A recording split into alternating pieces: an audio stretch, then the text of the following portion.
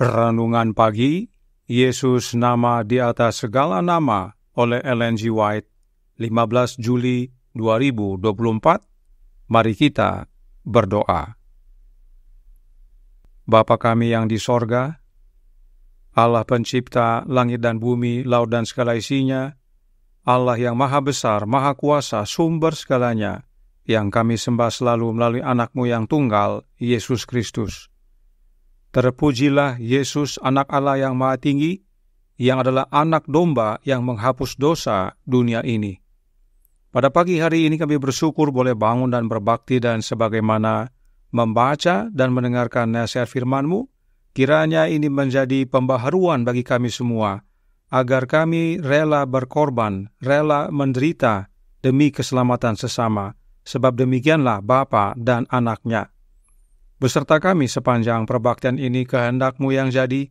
Ampun kami akan dosa dan salah, karena kami berdoa hanya dalam nama Anak Allah yang tunggal, Yesus Kristus, yang adalah Tuhan dan Juru Selamat kami. Amin. Renungan hari ini akan dibacakan oleh Saudara Misael Tambunan. Kepada Saudara Misael, kami persilahkan. Selamat pagi. Renungan pagi kita hari Senin tanggal 15 Juli 2024 berjudul Pencipta yang Sekarat. Ayat inti dikutip dari Matius 26 ayat 39. Demikian firman Tuhan. Maka ia maju sedikit, lalu sujud dan berdoa. Katanya, "Ya Bapakku, jikalau sekiranya mungkin, biarlah cawan ini lalu daripadaku. Tetapi janganlah seperti yang kukehendaki, melainkan seperti yang Engkau kehendaki." Setan dengan godaannya yang dahsyat memeras hati Yesus. Juru selamat tidak dapat melihat melalui pintu kubur. Pengharapan tidak menunjukkan kepadanya kebangkitannya dari kubur sebagai seorang penakluk, atau memberitahunya tentang penerimaan pengorbanan oleh Bapa. Ia takut bahwa dosa begitu menjijikkan bagi Allah, sehingga perpisahan mereka akan bersifat kekal. Kristus merasakan penderitaan yang akan dirasakan oleh orang-orang berdosa ketika belas kasihan tidak lagi diberikan kepada umat yang bersalah.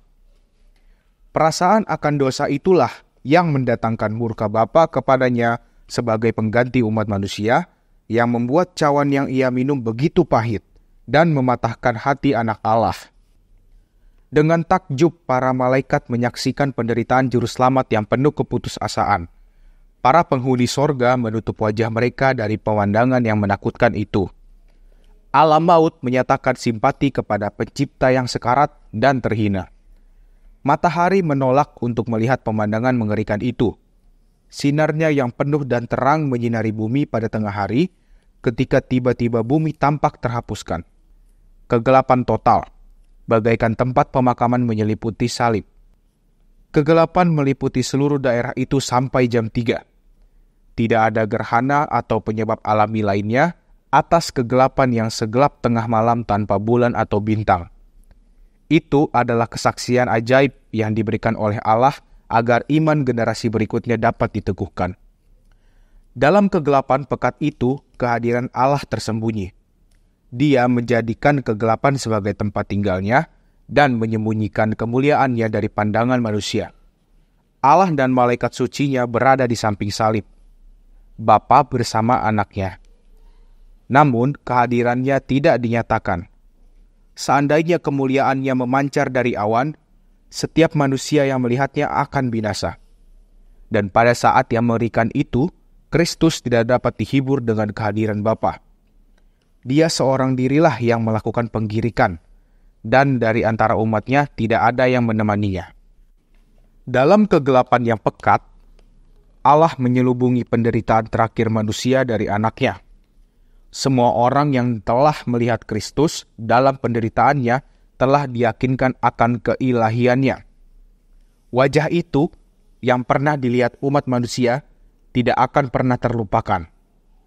Sebagaimana wajah Kain mengungkapkan kesalahannya sebagai seorang pembunuh, demikian pula wajah Kristus mengungkapkan kepolosan, ketenangan, kebajikan gambar Allah. dikutip dari The Desire of Ages halaman 753 dan 754. Terima kasih. Terima kasih atas penata layanan Saudara Misael. Tuhan Yesus memberkati. Selamat pagi saudaraku dalam Tuhan. Ingat kembali ayat-ayat berikut ini yang terdapat dalam Matius pasal 26. Kita baca ayat 39 yang berkata, "Maka ia maju sedikit, lalu sujud dan berdoa. Katanya, 'Ya Bapakku, jikalau sekiranya mungkin, biarlah cawan ini lalu daripadaku, tetapi janganlah seperti yang ku kehendaki, melainkan seperti yang Engkau kehendaki.'" Kemudian dalam ayat 42 dikatakan, "Lalu ia pergi untuk kedua kalinya dan berdoa. Katanya, 'Ya Bapakku, jikalau cawan ini tidak mungkin lalu, kecuali apabila aku meminumnya, jadilah kehendak-Mu.'" Dan ayat 44 berkata, "Ia membiarkan mereka di situ, lalu pergi dan berdoa untuk ketiga kalinya, dan mengucapkan doa yang itu juga." Saudaraku dalam Tuhan, Yesus sekarat bukan nanti di kayu salib. Yesus sekarat saat berdoa di Taman Getsemani. Perhatikan kembali renungan hari ini berkata dalam Jesus Name Above All Names, halaman 209 paragraf 2. Setan dengan godaannya yang dahsyat memeras hati Yesus. Juru selamat tidak dapat melihat melalui pintu kubur. Pengharapan tidak menunjukkan kepadanya kebangkitannya dari kubur sebagai seorang penakluk atau memberitahunya tentang penerimaan pengorbanan oleh Bapa. Ia takut bahwa dosa begitu menjijikkan bagi Allah sehingga perpisahan mereka akan bersifat kekal. 3 kali Yesus menyampaikan doa yang sama dan Bapa harus menahan dirinya untuk tidak berbuat apa-apa. Rencana keselamatan harus dijalankan dan itu oleh karena begitu besar kasih Allah kepada kita semua. Saudaraku dalam Tuhan, di dalam gereja Advent yang sekarang ini ada ajaran yang menyatakan bahwa Yesus Kristus adalah anak metafora.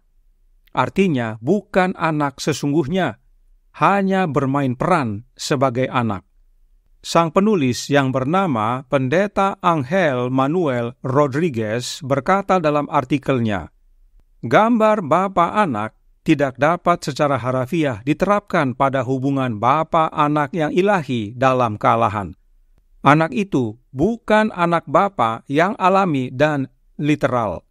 Seorang anak kandung memiliki permulaan, sementara di dalam kealahan anak adalah kekal.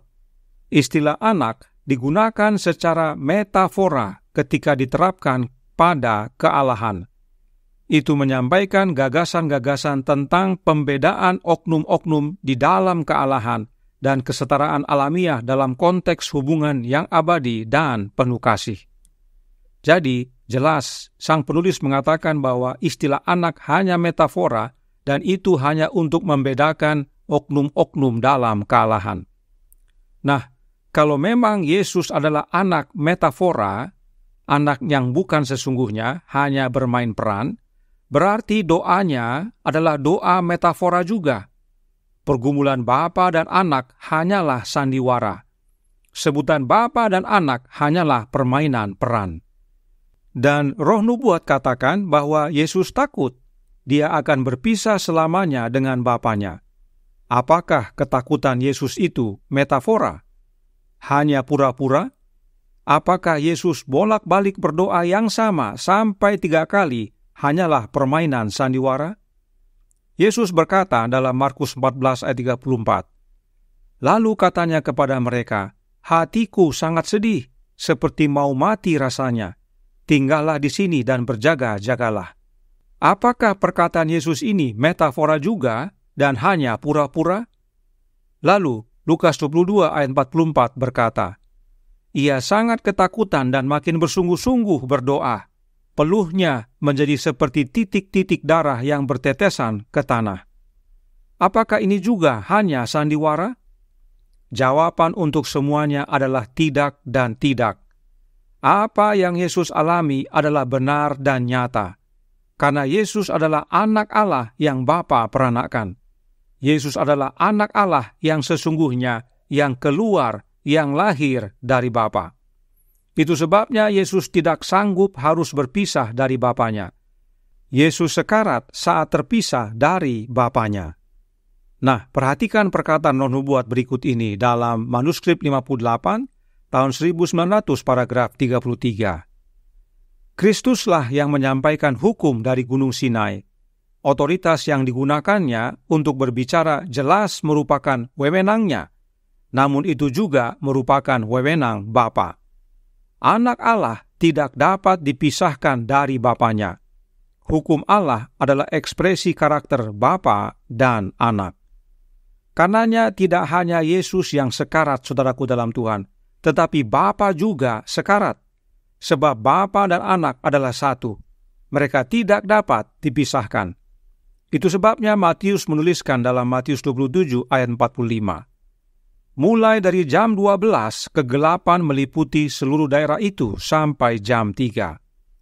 Apakah makna dari kegelapan ini? Renungan hari ini menjawab dalam Jesus Name Above All Names, halaman 209 paragraf 4. Dalam kegelapan pekat itu, kehadiran Allah tersembunyi. Dia menjadikan kegelapan sebagai tempat tinggalnya dan menyembunyikan kemuliaannya dari pandangan manusia. Allah dan malaikat sucinya berada di samping salib, Bapa bersama anaknya. Namun kehadirannya tidak dinyatakan. Seandainya kemuliaannya memancar dari awan, setiap manusia yang melihatnya akan binasa. Saudaraku dalam Tuhan, Allah Bapa bukan duduk santai nonton dari sorga akan kondisi anaknya yang sekarat. Oh tidak. Allah Bapa turun bersama para malaikatnya untuk hadir di samping salib. Kenapa? Sebab Yesus adalah anaknya Bapa yang sesungguhnya. Itulah pelajaran yang Bapa berikan kepada Abraham tentang mengorbankan Ishak. Sebagaimana Abraham bergumul untuk mengorbankan Ishak, demikian juga Bapa. Sebab baik Ishak dan Yesus adalah anak yang sesungguhnya. Di mana ada ayah yang bisa duduk tenang sementara anaknya mau dihukum mati?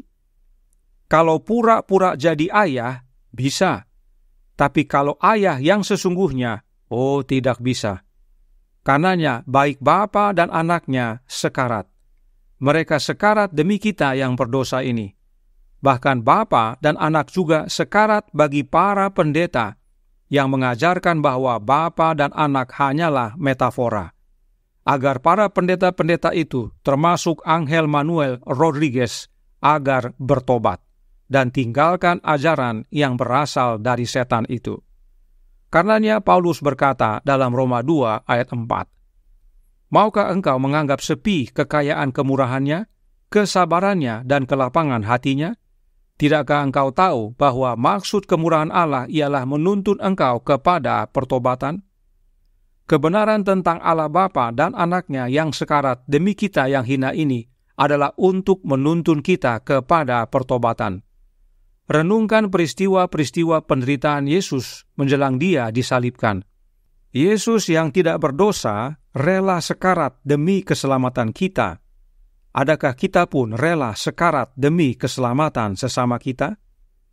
Kiranya ini menjadi pembaharuan dan pertobatan bagi kita semua. Tuhan memberkati, saya bawa dalam nama Yesus. Amin. Mari kita berdoa. Bapa kami yang di sorga, Allah pencipta langit dan bumi, laut dan segala isinya, Allah yang maha kuasa, maha besar, sumber segalanya, yang kami sembah selalu melalui anak-Mu yang tunggal, Yesus Kristus.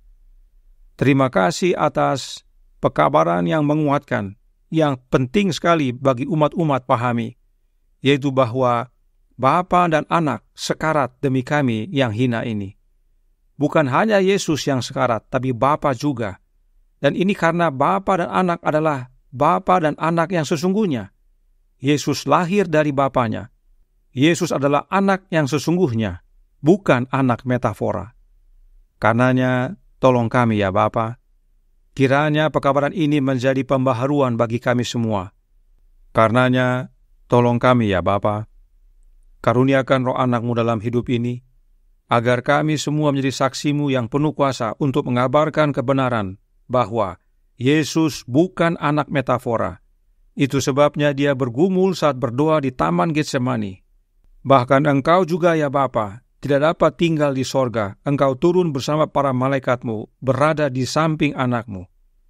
Ini semua demi kami yang berdosa ini. Beserta kami sepanjang hari ini kehendak-Mu yang jadi. Ampun kami akan dosa dan salah, karena kami berdoa hanya dalam nama Anak Allah yang tunggal, Yesus Kristus, yang adalah Tuhan dan Juru Selamat kami. Amin.